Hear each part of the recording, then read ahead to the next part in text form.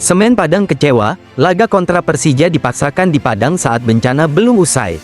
Di tengah duka dan puing bencana, sepak bola justru datang membawa polemik. Semen Padang merasa dipaksa bermain saat kota belum pulih. Situasi ini memicu kekecewaan mendalam dari klub dan masyarakat.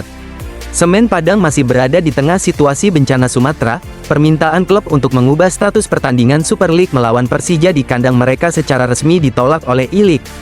Sesuai jadwal, Semen Padang akan menjamu Persija di Stadion H. Agus Salim pada Senin, tanggal 22 Desember tahun 2025.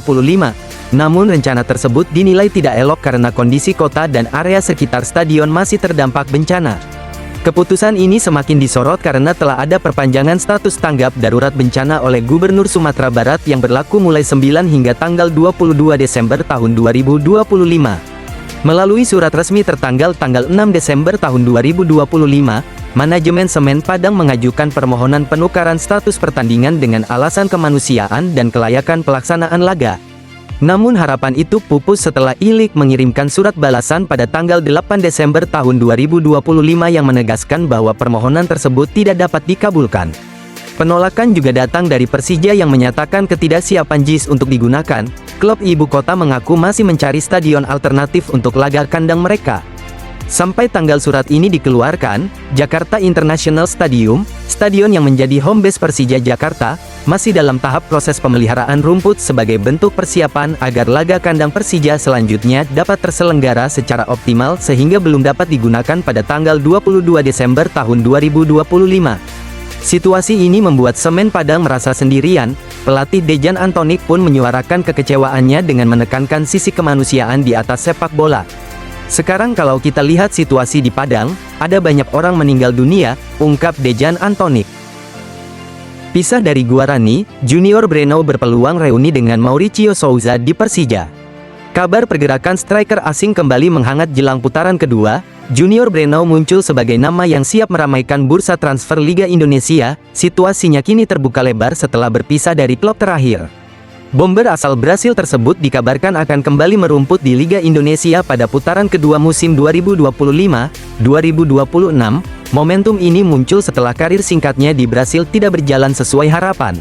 Junior Breno disebut telah resmi berpisah dengan Guarani, klub Serie C Brasil yang baru ia bela di awal musim. Kebersamaan itu berakhir cepat tanpa kontribusi signifikan.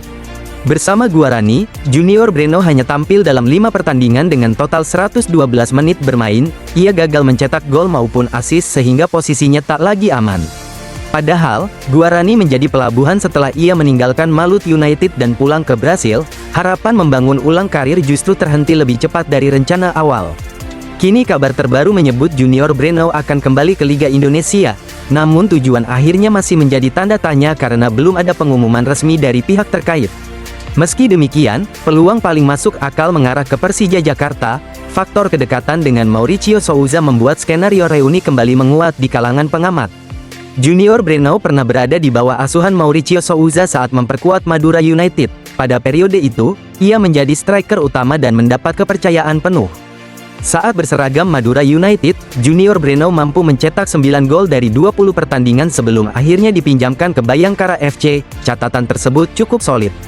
Di sisi lain, Persija Jakarta memang diprediksi akan melakukan perombakan pemain asing jelang paruh musim. Evaluasi performa menjadi dasar utama manajemen. Nama Gustavo Franca menjadi sorotan karena kontribusinya dinilai minim. Gelandang serang asal Brasil itu baru mencetak 1 gol dan 1 assist dari 12 laga.